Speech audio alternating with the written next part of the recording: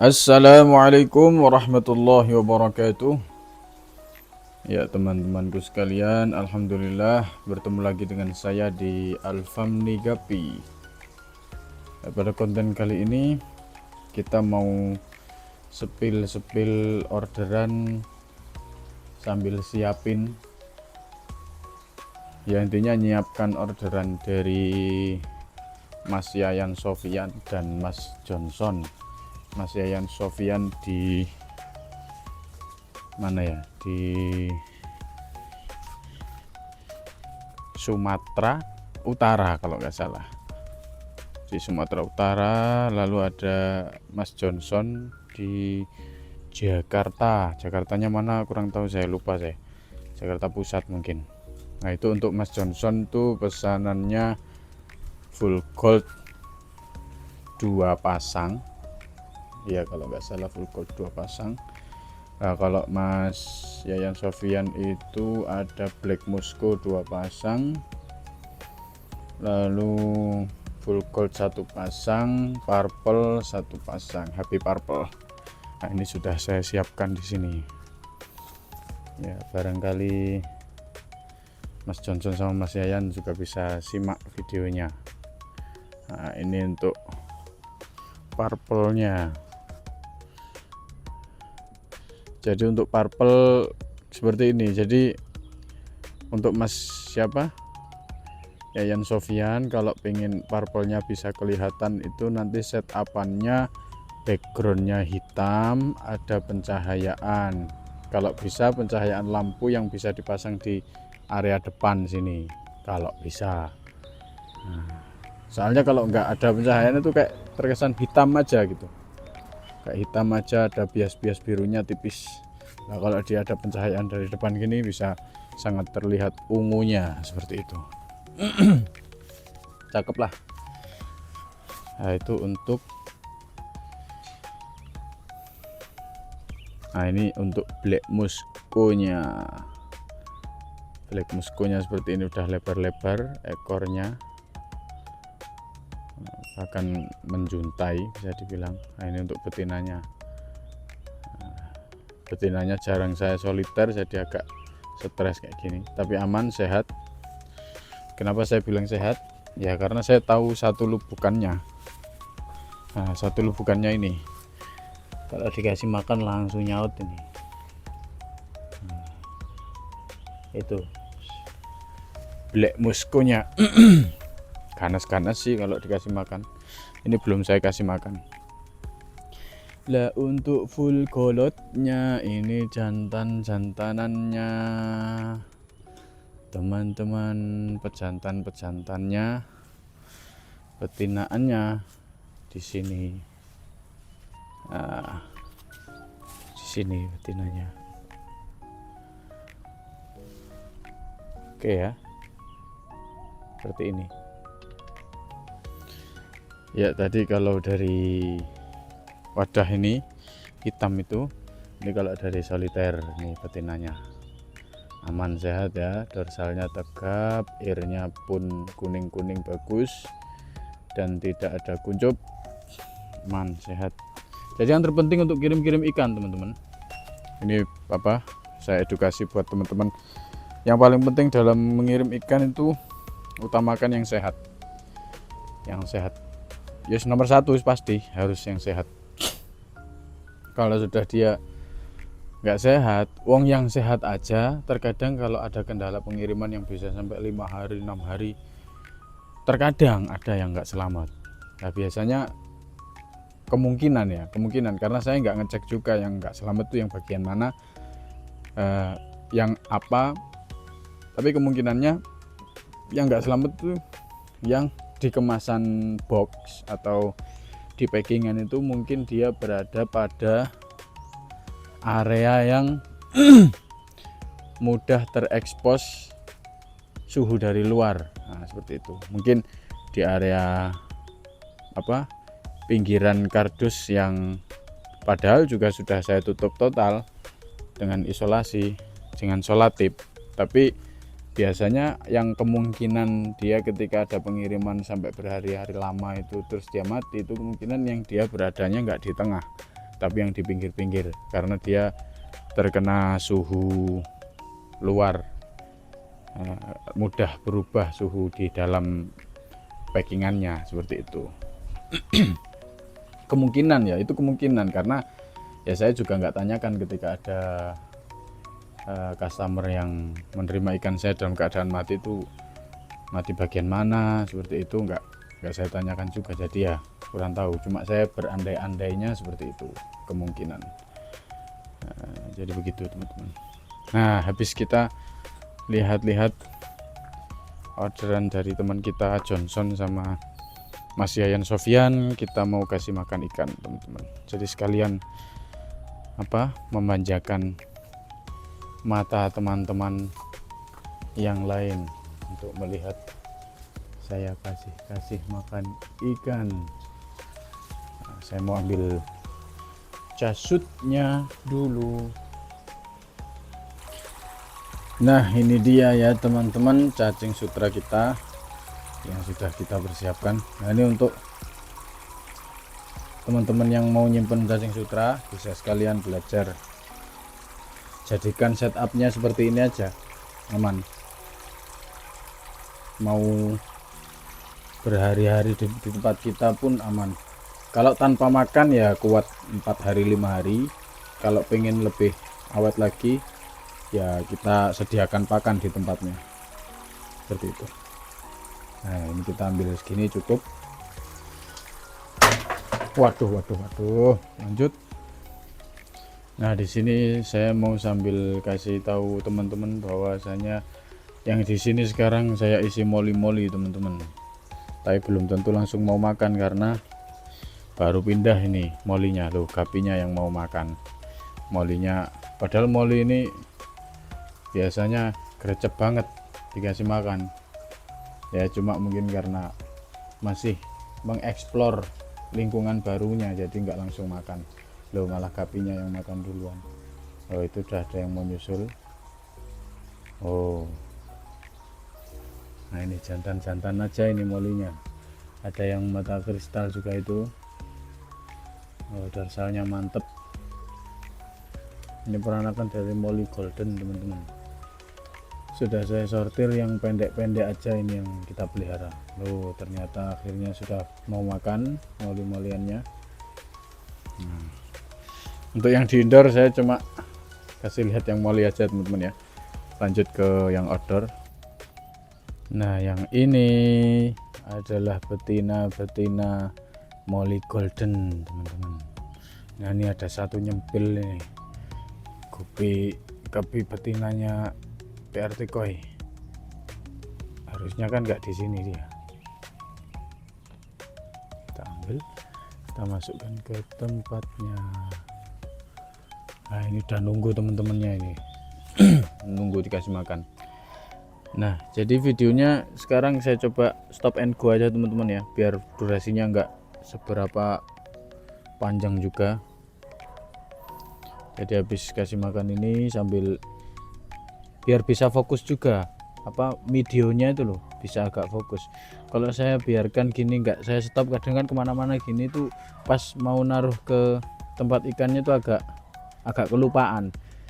Jadi mending saya stop and go,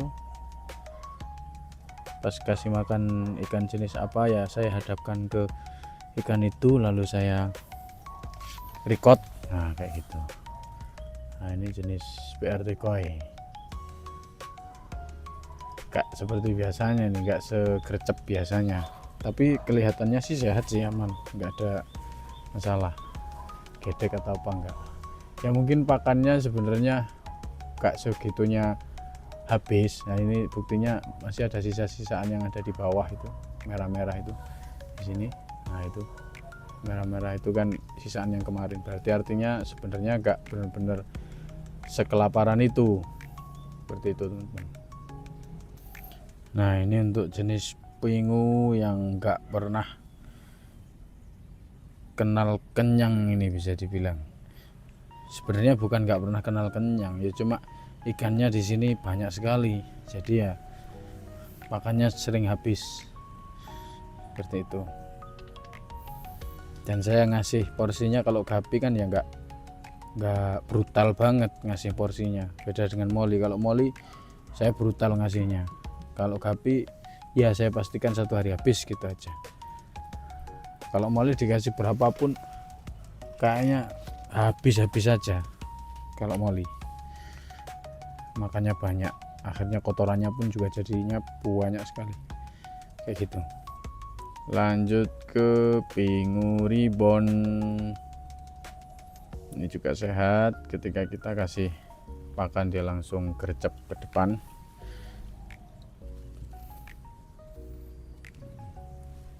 Gak bosen-bosen saya bilang ke teman-teman ya, kalau ingin menandai ikan sedang sehat atau tidak, makannya itu harus sedoyan ini kayak gitu. Apalagi ini termasuk, apalagi untuk kasih makan yang termasuk pertama dalam hari itu. Dalam 1 hari itu kita ngasih makan pertama, artinya habis terakhir kita kasih makan itu kemarin sore katakanlah, atau malam, itu kan jeda waktu untuk malam kan agak lama. Paginya ketika kita kasih makan harusnya seperti itu teman-teman, harusnya. Jangan yang dikasih makan terus nggak doyan. Kalau dia dikasih makan nggak doyan, nah itu sudah kita harus tandai kalau dia kurang sehat. Seperti itu teman-teman. Oh kan, langsung gercep dia. Mungkin akan beda lagi ceritanya kalau dengan ikan yang seperti ini. Ini saya sebenarnya belum yakin kalau dia mau makan karena dia baru pindahan. Tapi kita coba saja. Biasanya burayak itu tetap mau-mau aja dikasih makan. Oh kan, akhirnya bener kan kata saya, nggak langsung mau makan. Tapi saya yakin nanti tetap makan karena dia kondisinya sehat dan masih burayakan. Biasanya emang gak seberapa rewel, untuk adaptasinya nggak seberapa rewel dibanding ikan-ikan yang sudah usia 2 bulanan. Kalau masih burayak kayak gitu aman. Oh, yang ini juga baru pindah, ini langsung mau makan ya. Jadi kadang seperti itu teman-teman, nggak semuanya langsung mau makan juga, tetap perlu adaptasi. Nah seperti itu. Ini ada lagi betina full gold. Nah ikan sehat harusnya seperti ini teman-teman, kasih makan langsung mau makan. Kita coba sampingnya juga, sebelahnya. Nah ini juga betina full gold, usia sekitar 2 bulan seperti ini.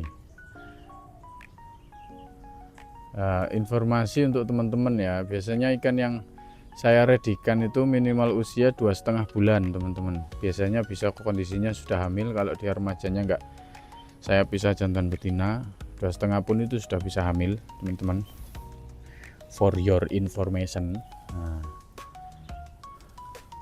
Kalau ini masih 2 bulan, padahal ya sudah besar, ini sudah bisa juga dijual. Cuma ya pengennya di tempat teman-teman itu biar enggak terlalu lama untuk memijahnya seperti itu. Ini ada lagi juga burayak full gold. Nah ini juga langsung mau makan, padahal ini baru pindah juga seperti itu. Jadi dari 3 media, 1, 2, dan 3 tadi yang di pojok situ, itu 1 di situ yang masih perlu atau masih malu-malu lah dia makannya. Nah kalau ini masih ada ini pakannya, nggak perlu dikasih makan. Nah kita lanjut ke sana. Nah ini untuk jenis blonde tuxedo koi ribbon, cakep ini ikannya. Di sampingnya juga ada burayak blonde tuxedo koi. Nah, ini beranak sedikit sekali ini dulu. Nah cuma berapa itu ya, tapi ya tetap kita pelihara. Nah ini black musco yang saya bilang tadi, makannya agaknya brutal dia, dikasih banyak itu biasanya habis. Nah cuma ini gak langsung segercep itu makan, cuma langsung habis nanti kalau ketika dia mau makan. Memang makannya banyak ini betina Black Moscow. Nah ini Molly Golden.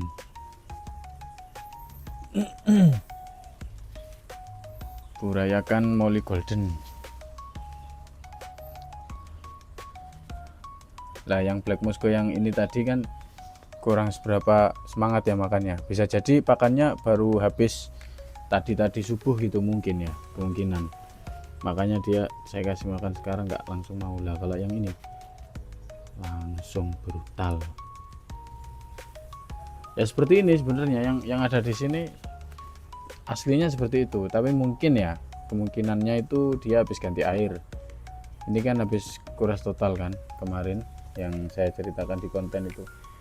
Jadi kedoyanannya akhirnya kurang karena dia masih perlu adaptasikan dirinya untuk air barunya itu. Seperti itu teman-teman. Nah ini kita ke burayak, bukan burayak sih, ini udah remaja-remaja ini. Nah, remaja-remaja koi red ear, albino koi red ear.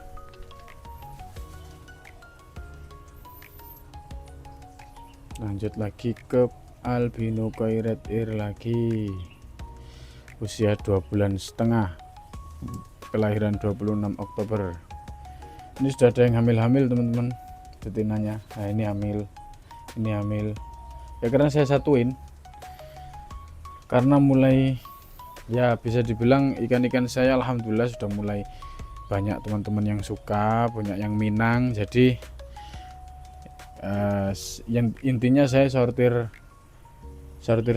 jadi lebih awal untuk jenis-jenis yang tidak berpotensi atau untuk menjaga genetiknya lah. Jadi saya harus sortir. Nah ketika sudah saya sortir yang earnya nggak keluar, ya sudah saya satuin aja jantan betina biar dia cepat beranak juga. Dan teman-teman biasanya yang order itu kebanyakan juga mintanya itu yang sudah hamil bang, kayak gitu. Makanya ya berarti ya harusnya saya satuin aja, nggak perlu saya pisah kayak gitu teman-teman. Nah ini juga ikan yang kurang seberapa kenal adaptasi ini. Lah maksudnya kurang seberapa kenal adaptasi itu mudah adaptasinya. Habis ganti air total kita kasih makan tuh langsung mau makan kayak gitu. Ini kita lihat untuk HB purple nya, ini juga langsung mau makan, aman lah. Seperti kata Mas Safril, ikan sehat itu kuncinya. Kalau sehat lahap makannya, kayak gitu. Ini juga baru pindahan ini, betina full golet sama pingu saya campur. Nah ini buraya, ini makannya lumayan banyak karena memang banyak juga ikannya. Nah gimana teman-teman, apa nggak seneng lihat ikan kayak gini? Ini Black Moscow, ini buraya Black Moscow. Jadi ketika dikasih makan bisa segercep ini, itu habis tuh dalam 1 hari. Besok sudah pasti habis.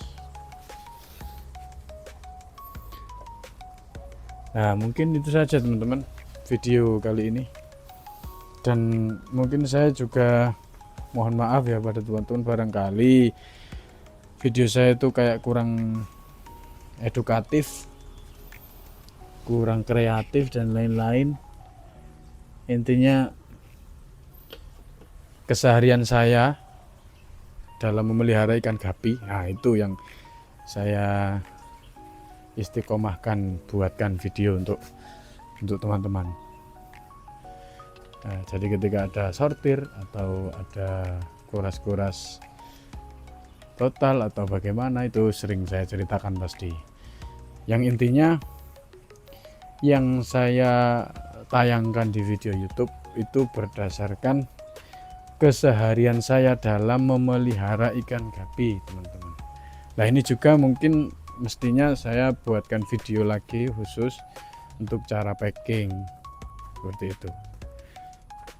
Nah, ya mungkin nanti saya buatkan video untuk cara packing.